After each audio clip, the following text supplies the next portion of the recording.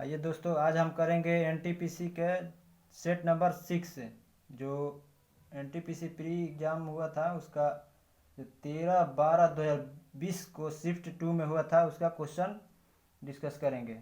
आपका पहला क्वेश्चन है इसमें, एक बिलियन चॉक पाउडर के साथ अभिक्रिया करने पर एक गैस का निर्माण करता है जिससे चूने के पानी का रंग दूधिया हो जाता है। उसे बिलियन में क्या होता है? तो आपको उस बिलियन में होता है हाइड्रोक्लोरिक अम्ल होता है, HCl। अगर हाइड्रोक्लोरिक अम्ल का अन्य नाम पूछेगा तो इसका अन्य एक नाम है म्यूरेटिक अम्ल। और अगर पूछेगा कि साधारण नमक का रासायनिक सूत्र तो NaCl होता है। और मिल्क ऑफ मैग्नीशिया किसे कहा जाता है? तो MgOH के होल ट्वाइस को कहा जाता है। और अम्ल धातु से अभिक्रिया कर लवण और हाइड्रोजन देता है। और अम्ल जो होता है क्षार से अभिक्रिया कर लवण और जल देता है। जो अम्ल है अगर धातु से अभिक्रिया करेगा तो आपको लवण प्लस हाइड्रोजन देगा, और क्षार से अभिक्रिया करेगा तो लवण प्लस जल देगा। नेक्स्ट क्वेश्चन देखेंगे, मीथेन का प्रतीक क्या है? तो मीथेन का प्रतीक आपको हो जाएगा CH4 हो जाएगा। मीथेन को अन्य किस नाम से जाना जाता है? तो मीथेन को मार्स गैस के नाम से भी जाना जाता है और यह सहसंयोजक यौगिक है। और इसका प्रमुख स्रोत क्या क्या है? तो मवेशियाँ जो जुगाली करती है वहाँ से मीथेन निकलता है, और दलदली खेत में निकलता है, और धान के खेतों में निकलता है। कोयले खदानों के में जो विस्फोट होता है वो किसके से होता है? तो मीथेन और ऑक्सीजन को मिलाकर किया जाता है विस्फोट।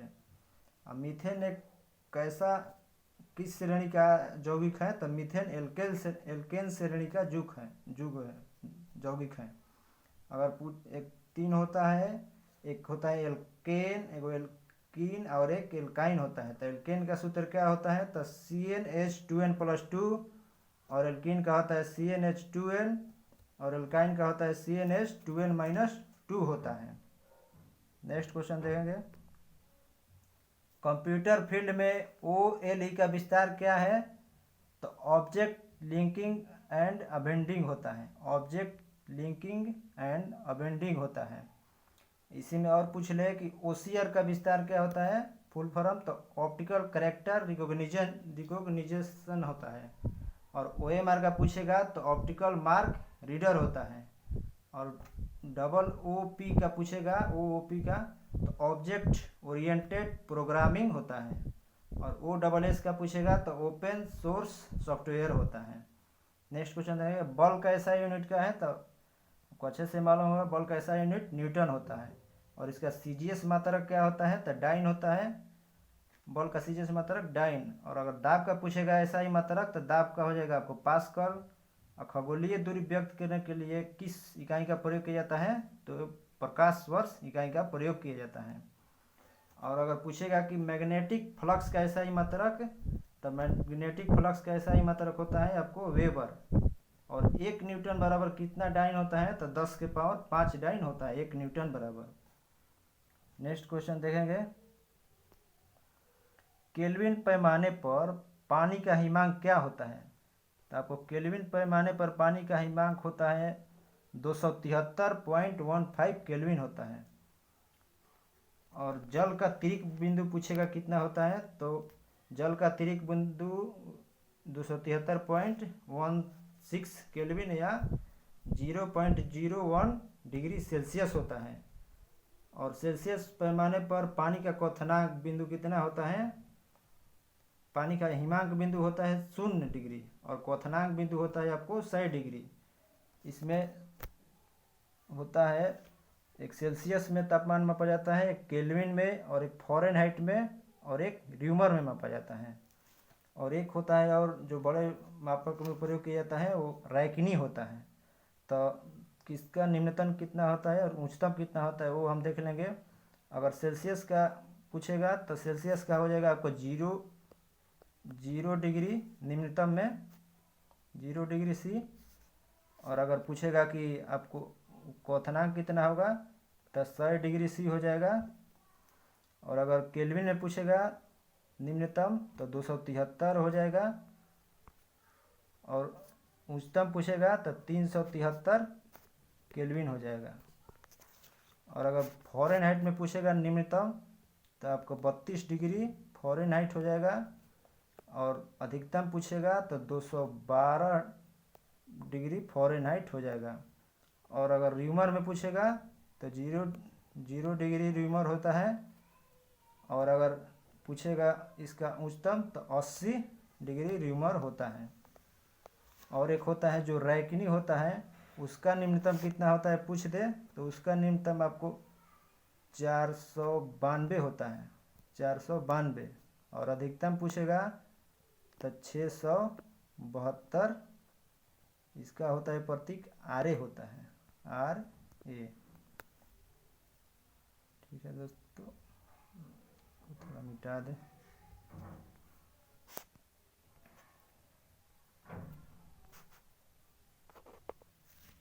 नेक्स्ट क्वेश्चन देंगे, भारत का पहला उपग्रह आर्यभट्ट अंतरिक्ष यान कब प्रक्षेपित किया गया था?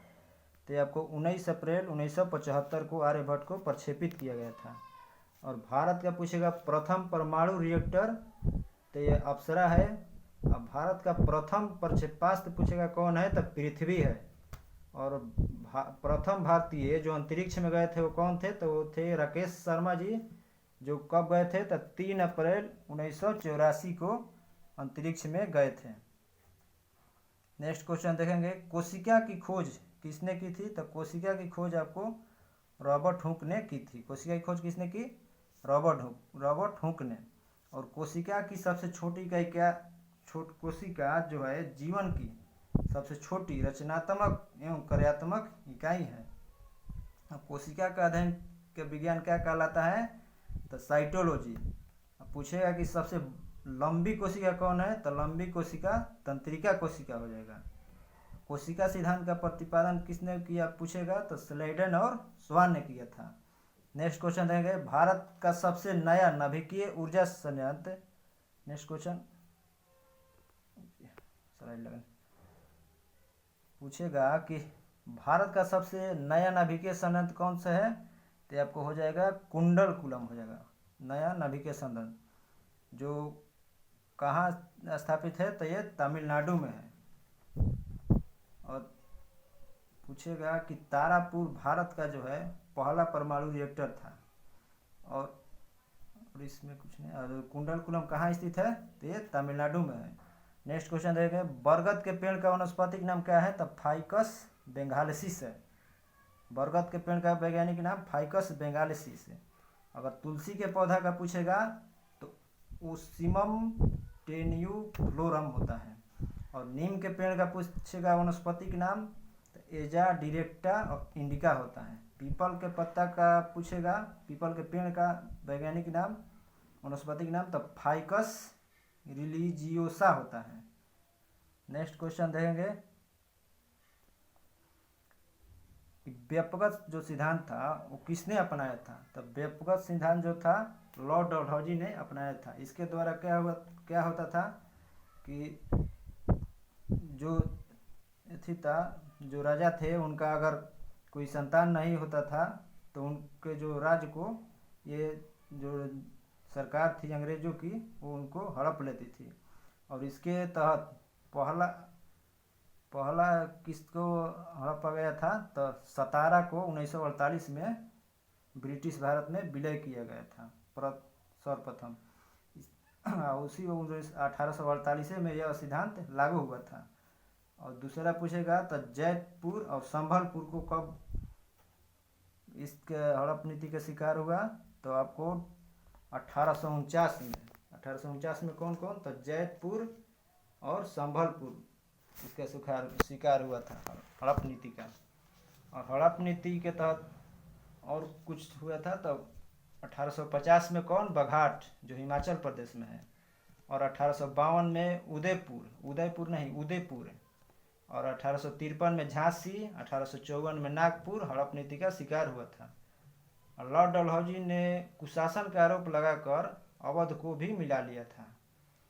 और 29 मार्च 1849 में डलहौजी ने पंजाब को ब्रिटिश भारत में भी विलय कर लिया था। अब व्यापक सिद्धांत के द्वारा गोद लेने की प्रथा को समाप्त कर दिया गया था इसके द्वारा। नेक्स्ट क्वेश्चन देंगे, इलेक्ट्रॉनिक रूप से सामान खरीदना क्या कहलाता है? तो ये ई कॉमर्स कहलाता है। ई कॉमर्स को पूछेगा कितने श्रेणियों में बांटा गया है? तो ये 4 श्रेणियों में बांटा गया है। एक बिजनेस टू बिजनेस, एक business to customer, customer to customer, एक कस्टमर टू बिजनेस बांटा गया। नेक्स्ट क्वेश्चन, भारत में अंग्रेजों ने मैसूर के साथ कितने युद्ध लड़े थे? तो अंग्रेजों ने मैसूर के साथ 4 युद्ध लड़े थे। वो कौन कौन युद्ध था? तो आंग्ल मैसूर युद्ध था। आंग्ल मैसूर युद्ध 1 2 3 4 ऐसे करके था। और पूछेगा कि मैसूर राज्य की स्थापना किसने की थी? तो हैदर अली ने की थी। कब? तो 1761 ईस्वी में चिक्का कृष्णराज को पराजित करके किया था। और ये जो आंग्ल मैसूर युद्ध हुआ, इसमें प्रथम आंग्ल मैसूर युद्ध कब से कब हुआ? तो 67 से 69 के बीच। इसमें हैदर अली ने अंग्रेजों को हरा दिया। और अंग्रेज कौन था? तो लॉर्ड बेरलास्ट था। और इस युद्ध के बाद संधि कौन थी हुई थी? तो मद्रास की संधि। ये संधि याद रखिएगा, यही पूछता है। और द्वितीय आंग्ल मैसूर युद्ध देखेंगे, वो कब हुआ था? तो 1780 से 84 के बीच। इसमें क्या हुआ? तो हैदर अली जो था उसकी मृत्यु हो गई। और उसका पुत्र जो था टीपू सुल्तान, वो युद्ध के समय युद्ध भूमि में ही उसको शासक की बागडोर दे दी गई। और इस वक्त अंग्रेज कौन था? तो लॉर्ड हेस्टिंग था। और इसमें 1784 में कौन सी संधि हुई थी? तो मंगलोर की संधि हुई थी। तीसरा युद्ध कब हुआ था? तो 90 से 92 में। और यह युद्ध किस संधि के तहत समाप्त हुआ था? तो श्रीरंगपट्टनम संधि के तहत समाप्त हुआ था 1792 में। और इसमें टीपू सुल्तान को बहुत क्षति हुई थी और उन पर जुर्माना भी युद्ध का लगाया गया था। और इस वक्त जो अंग्रेज गवर्नर था, अंग्रेज युग से लड़ने वाला लॉर्ड कॉर्नवालिस था। और एक लास्ट में हुआ था चतुर्थ आंग्ल मैसूर युद्ध, जो 1799 ईस्वी में हुआ था, जिसमें अंग्रेज कौन था? तो लॉर्ड बेलेजली था। इसमें टीपू की मृत्यु हो गई। और मृत्यु के बाद इस किस एथी की स्थापना हुई? तो वडियार वंश की स्थापना हुई थी। और टीपू सुल्तान युद्ध में अंग्रेजों से युद्ध करते हुए रणभूमि में शहीद होने वाला एकमात्र शासक था। नेक्स्ट क्वेश्चन देखेंगे, नोबेल पुरस्कार की कितनी श्रेणियां हैं? तो नोबेल पुरस्कार की आपको 6 श्रेणियां। और 6 श्रेणियां कौन कौन है? तो साहित्य के क्षेत्र है। और पहले पूछेगा कि कब से शुरुआत हुआ था नोबेल पुरस्कार? तो नोबेल पुरस्कार 1901 से शुरुआत हुआ था, लेकिन उसमें अर्थशास्त्र का जो नोबेल है वो 1969 से शुरुआत हुआ था। तो कौन कौन है? तो साहित्य में मिलता है नोबेल पुरस्कार, भौतिकी में, चिकित्सा में, रसायन में, शांति में और अर्थशास्त्र में। जो अर्थशास्त्र 1969 में शुरू हुआ था। और ये किसके द्वारा दिया जाता है? तो Royal Swedish Academy of Sciences द्वारा दिया जाता है। कहाँ दिया जाता है? तो स्वीडन के स्टॉकहोम में। और इसमें जो सिर्फ शांति का नोबेल है वो ओस्लो शहर में दिया जाता है, और बाकी सब स्वीडन के स्टॉकहोम में दिया जाता है। और नोबेल पुरस्कार जो है अल्फ्रेड नोबेल के स्मारक के रूप में दिया जाता है। नोबेल अवार्ड प्राप्त करने वाला प्रथम भारतीय पूछेगा कौन थे? तो आपको रविन्द्रनाथ टैगोर थे। 1913 में किस लिए मिला था? तो इनकी पुस्तक है गीतांजलि, उसके लिए मिला था। और यह एशिया के प्रथम व्यक्ति भी थे जिन्हें नोबेल पुरस्कार मिला था। नेक्स्ट क्वेश्चन देखेंगे, फेसबुक के संस्थापक कौन थे? तो मार्क जुकरबर्ग। अब फेसबुक की स्थापना कब हुई थी पूछ देगा तो 2004 में। इसी में देखेंगे माइक्रोसॉफ्ट के संस्थापक बिल गेट्स। और कब हुई थी माइक्रोसॉफ्ट की स्थापना? 1975 में। वर्ल्ड वाइड वेब के आविष्कार कौन थे? तो टिम बर्नर्स ली थे। माइकल एस डेल के तकनीकी के कौन थे? तो डेल तकनीकी कौन थे? तो माइकल एस डेल थे। और ईमेल के रे टमलिंगसन थे। और ईमेल का आविष्कार कब होता है? 2014 में। और यूट्यूब के संस्थापक कौन थे? तो इसमें 3 थे, जावेद करीम, चार्ड हार्ले, स्टीव चेन। और यूट्यूब की स्थापना कब हुआ था? तो ये हुआ था 2005 में। नेक्स्ट क्वेश्चन, स्वच्छ भारत मिशन कब शुरू हुआ? तो 2 अक्टूबर 2014 को स्वच्छ भारत मिशन जो है जो गांधी जी के जन्मदिन पर शुरू हुआ। और स्वच्छ भारत अभियान का उद्देश्य क्या है? तो स्वच्छ भारत बनाना है। और स्वच्छ भारत का चित्रण किस पर है, तो ये 2000 के नोट पर स्वच्छ भारत का आपको चित्रण मिलेगा। नेक्स्ट देखेंगे दहेज प्रतिषेध अधिनियम कब लागू हुआ, तो दहेज प्रतिषेध अधिनियम 1961 को लागू हुआ और इसमें कहा गया कि दहेज लेने और देने में सहयोग करने वाले को 5 वर्ष का कैद और 15,000 रुपये की जुर्माना देना होगा।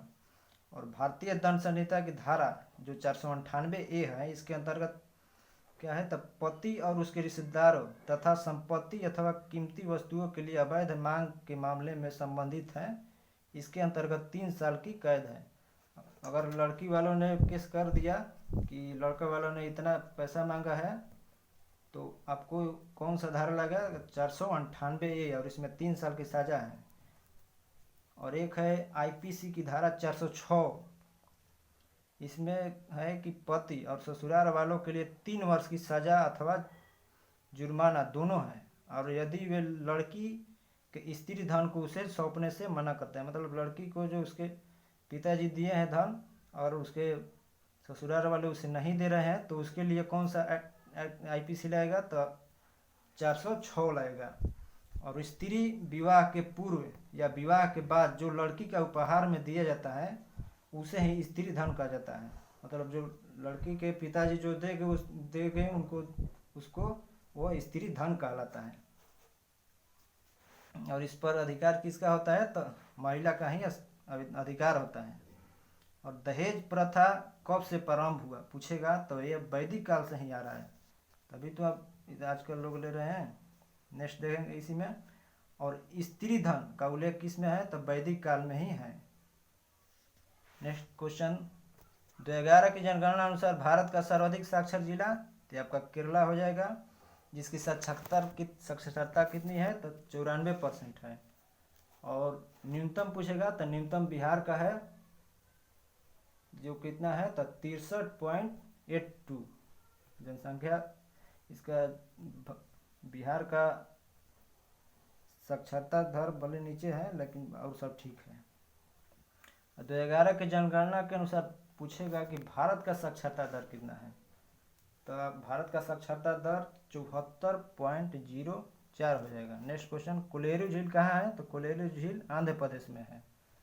और कुछ झील देख लेंगे, पेरियार झील केरला में, लोनार झील महाराष्ट्र में, चिल्का झील उड़ीसा, हुसैन सागर झील आंध्र प्रदेश, डिंडमाना झील राजस्थान में, लोकटक झील मणिपुर, पुलिकट झील आपको हो जाएगा तमिलनाडु, और खुरपताल झील उत्तराखंड। ताल अधिकतर आता है तो उत्तराखंड, एक चंद्र ताल और एक सूर्य ताल आता है जो हिमाचल प्रदेश में है। नेक्स्ट देखेंगे, गदर पार्टी के संस्थापक कौन थे, तो गदर पार्टी के संस्थापक लाला हरदयाल थे। और यह पार्टी की स्थापना कब हुई थी, तो 1 नवंबर 1913 को कहाँ पर, तो सैन फ्रांसिस्को में। गदर पार्टी के प्रथम अध्यक्ष कौन थे, तो सोहन सिंह भाखना थे। और लाला हरदयाल इस पार्टी के प्रथम मंत्री एवं काशीराम इसके कोषाध्यक्ष थे। और 1 नवंबर 1913 को गदर पार्टी का प्रथम अंक अखबार उर्दू भाषा में प्रकाशित हुआ था। यह अखबार उर्दू के अतिरिक्त 4 और भाषाओं में भी छपता था। और गोपाल कृष्ण गोखले ने 1905 में भारत सेवक संघ की स्थापना की थी। पूछेगा कि भारत सेवक संघ की स्थापना किसने किए थे, तो गोपाल कृष्ण गोखले ने कब, तो 1905 में। नेक्स्ट क्वेश्चन, 1931 में कौन इंडियन नेशनल कांग्रेस के अध्यक्ष थे, तो आपको 1931 में वल्लभ भाई पटेल थे। और इसमें क्या हुआ था, तो इस कांग्रेस अधिवेशन में तो मौलिक अधिकार और आर्थिक अधिकार संबंधित प्रस्ताव पारित हुआ था। पूछेगा कि 1933 के कांग्रेस के अधिवेशन कोलकाता में आयोजित हुआ था, और इस अधिवेशन की अध्यक्षता किसने किए थे, तो नलिनी सेनगुप्ता ने की थी, जो भारत की अध्यक्षता करने वाली भारत की दूसरी महिला, तथा अगर खाली महिला पूछेगा तो ये आपको तीसरी महिला हो जाएगा। प्रथम महिला कौन थी जो कांग्रेस के अध्यक्ष बनी थी, तो एनी बेसेंट थी, 1917 में बनी थी कोलकाता अधिवेशन में। और एक जो प्रथम भारतीय महिला बनी थी सरोजिनी नायडू बनी थी 1925 में, वो कानपुर में हुआ था। और यह 1933 में कोलकाता में था। इसका याद करने का ट्रिक है, तो 17 में हुआ था, तो 17, 8, 25, 25, 8, 33 ध्यान पर रखिएगा। और डॉक्टर राजेंद्र प्रसाद जो थे सुभाष चंद्र बोस के त्याग देने के बाद कांग्रेस के अध्यक्ष बने थे। वो कहाँ पर? तो त्रिपुरी कांग्रेस अधिवेशन में। कब? तो 1939 में। सुभाष चंद्र बोस दो बार कांग्रेस के अध्यक्ष बने। 1938 हरिपुरा, 1939 त्रिपुरी में अध्यक्षता त्याग दिए थे, तब डॉक्टर राजेंद्र प्रसाद बने थे। और सुभाष चंद्र बोस जो 1939 में त्रिपुरी कांग्रेस अधिवेशन के अध्यक्ष बने थे, उस वक्त किसको पराजित किए थे? तो पट्टाभी सीतारामैया को पराजित करके बने थे। और पट्टाभी सीतारामैया की हार को किसने अपनी स्वयं हार स्वीकार किया था? तो ये जो गांधी जी थे वो अपना हार स्वीकार किए थे। नेक्स्ट क्वेश्चन देखेंगे, सार्क में कितने सदस्य हैं? तो सार्क में 8 सदस्य हैं। और सार्क का फुल फॉर्म पूछेगा तो the south Asia association for regional cooperation होता है। इसकी स्थापना कब हुई? तो 8 दिसंबर 1985 को हुआ। सार्क का सचिवालय पूछेगा तो काठमांडू नेपाल में है। और इसके सदस्य देश पूछेगा तो भारत, पाकिस्तान, बांग्लादेश, भूटान, नेपाल, श्रीलंका, मालदीव, अफगानिस्तान है। और इसका जो 8वां सदस्य देश है वो अफगानिस्तान बना था। और सार्क का जो प्रथम सम्मेलन 1985 में पूछेगा कहाँ हुआ था? तो ढाका में हुआ था, लेकिन इसका मुख्यालय काठमांडू नेपाल में है। नेक्स्ट देखेंगे, भारतीय राष्ट्रीय कांग्रेस का पहला अधिवेशन कब आयोजित हुआ था? तो दिसंबर 1885 में हुआ था। 28 दिसंबर 1885 में बॉम्बे के गोकुल दास तेजपाल संस्कृत विश्वविद्यालय में किया गया। और कांग्रेस के प्रथम अधिवेशन की अध्यक्षता कौन किए थे? तो बेमेश चंद्र बनर्जी किए थे। और इसमें कितने प्रतिनिधि थे? तो 72। और उस वक्त सचिव कौन थे? तो एओ ह्यूम थे। और कांग्रेस का जनक भी एओ ह्यूम को ही कहा जाता है। और कांग्रेस का सेकंड जो अधिवेशन हुआ था कोलकाता में हुआ था 1886 में, जिसका अध्यक्ष दादा भाई नौरोजी ने किए थे। और कांग्रेस का तीसरा अधिवेशन पूछेगा तो 1887 में मद्रास में बदरुद्दीन तैयबजी द्वारा किया गया था।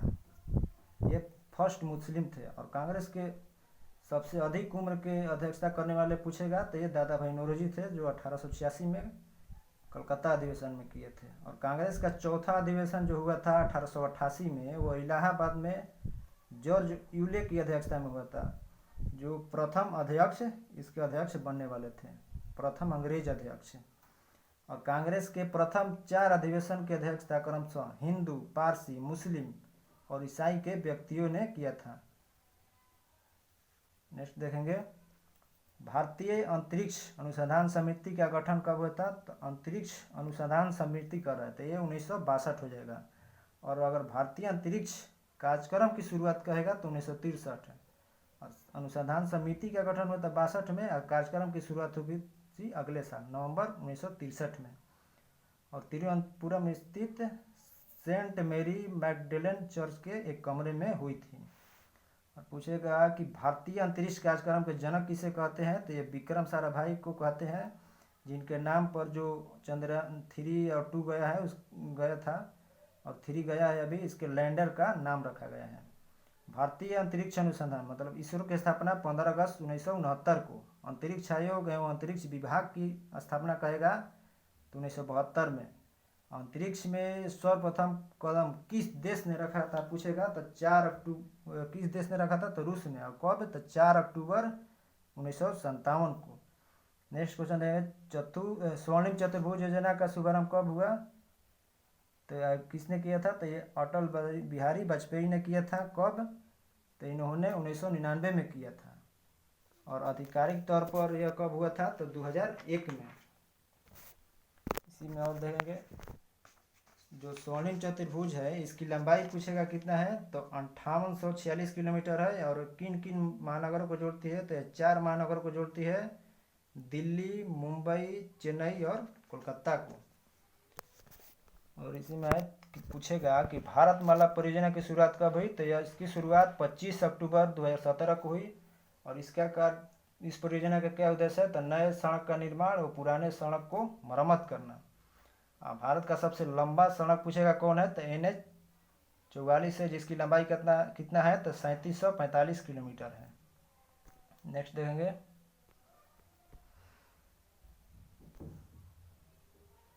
आर के नारायण का पहला उपन्यास इनमें से कौन सा है? तो स्वामी एंड फ्रेंड्स है। आर के नारायण का कौन सा उपन्यास है? तो स्वामी एंड फ्रेंड्स।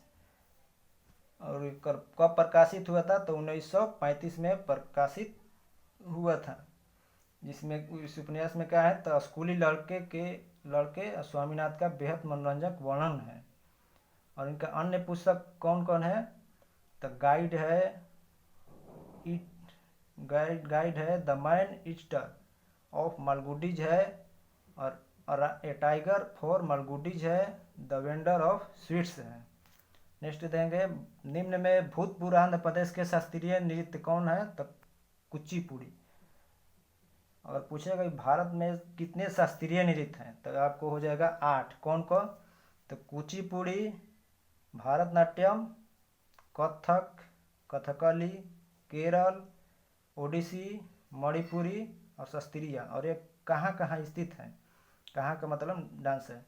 तो कुचिपुड़ी आंध्र प्रदेश, भारतनाट्यम तमिलनाडु, कथक उत्तर प्रदेश या उत्तर भारत देता है, और कथकली केरल। कथक उत्तर प्रदेश या उत्तर भारत, कथकली केरल, और मोहिनीअट्टम केरल, ओडिसी उड़ीसा, मणिपुरी मणिपुर, शास्त्रीय असम। नेक्स्ट क्वेश्चन देखेंगे,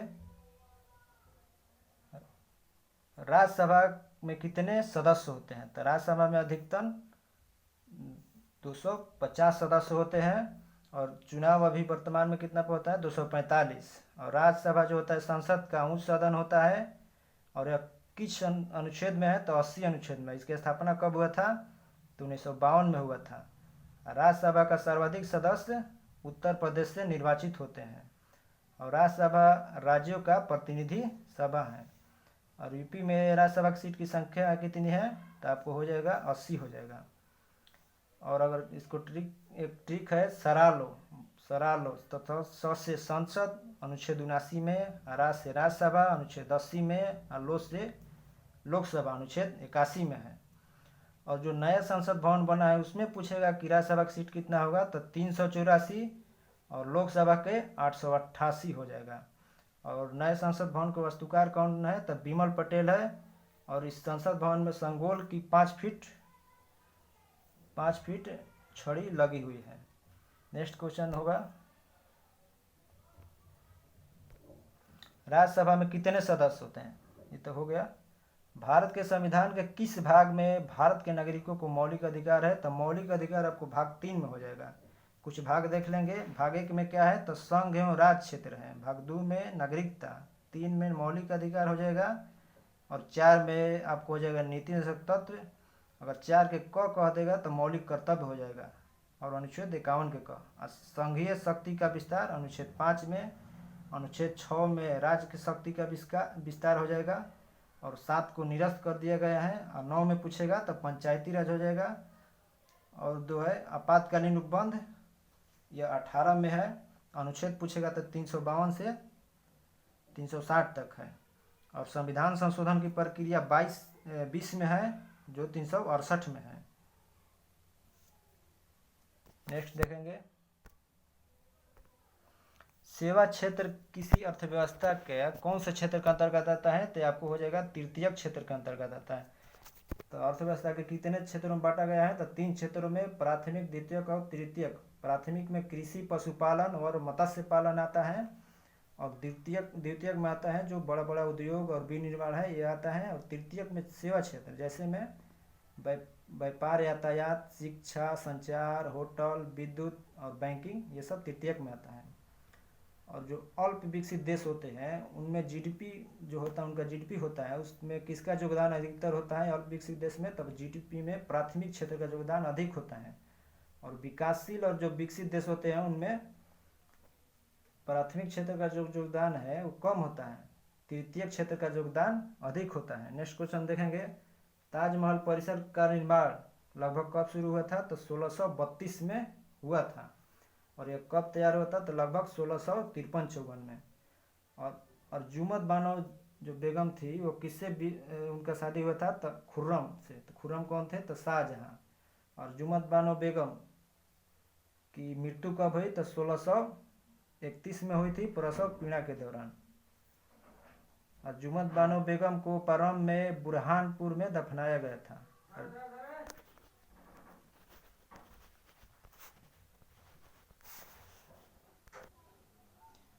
पूछेगा कि अर्जुमत बानो बेगम जो थी उनको कहाँ दफनाया गया था, तब बुरहानपुर में दफनाया गया था। और उन्हें पुनः कहाँ दफनाया गया लाकर, तब आगरा में दफनाया गया था। मुमताज महल की उपाधि शाहजहां ने किसको दी थी, तो अर्जुमत बानो बेगम को। और इस मकबरा के मुख्य वास्तुकार कौन थे ताजमहल के, तो अहमद हमीद लाहौरी थे। और इस ताजमहल के कारीगर कौन थे, तो उस्ताद ईसा खां थे। नेक्स्ट देखेंगे और लास्ट होगा। लक्षद्वीप समूह और अंडमान निकोबार द्वीप समूह के समुद्र तट सहित भारत की समुद्र तट की लंबाई लगभग कितनी है, तो आपको हो जाएगा 7517 किलोमीटर हो जाएगा। और भारत की स्थल सीमा की कुल लंबाई 15,106.7 किलोमीटर। और स्थल सीमा की कुल लंबाई, और भारत इसके तटीय भाग की लंबाई तो आपको हो जाएगा 7516.6 हो जाएगा। और भारत के मुख्य तटीय भाग की लंबाई बोलेगा तो 6100 किलोमीटर हो जाएगा। और भारत का उत्तर से दक्षिण विस्तार पूछेगा तो 3214 किलोमीटर। और भारत का पश्चिम से दक्षिण विस्तार पूछेगा तो 2933 किलोमीटर। और भारत का पूछेगा कि कुल क्षेत्रफल कितना है, तो 32,87,263 वर्ग किलोमीटर में है। और भारत का उत्तर से दक्षिण विस्तार पूछेगा कि कितने डिग्री अक्षांश के बीच है, तो 8 डिग्री 4 मिनट से 37 डिग्री 6 मिनट उत्तरी अक्षांश है। और पूछेगा कि जो आपको देशांतर पर कितना है, तो 68 डिग्री 7 मिनट से 97 डिग्री 25 मिनट है। नेक्स्ट देखेंगे भारत रत्न का प्रावधान कब पेश किया गया था, तो इसका प्रावधान 1954 में पेश किया गया था। और भारत रत्न पुरस्कार को 1977 में जनता दल की जो सरकार थी उन्होंने बंद कर दिया था। फिर उसके बाद 1980 में इसको पुनः शुरू किया गया था। तो जब 1980 में पुनः शुरू हुआ तो सर्वप्रथम किसे पूछेगा दिया गया था नोबेल पुरस्कार, तो आपको मदर टेरेसा को दिया गया था। और सर्वप्रथम जो नोबेल पुरस्कार था वो किनको मिला था, तो सर्वप्रथम में मिला था एस राधाकृष्णन, सी राजगोपालाचारी और सीवी रमन को मिला था। और भारत रत्न जो है भारत का सबसे बड़ा सिविल पुरस्कार है। और भारत रत्न 2 विदेशी नागरिकों को भी दिया गया है। वो कौन कौन है, तो खान अब्दुल गफ्फार खां को 1987 में और नेल्सन मंडेला को 1990 में दिया गया था। ठीक है दोस्तों, और कुछ गलत हो गया होगा इसमें तो कमेंट करिएगा, हम सुधार देंगे।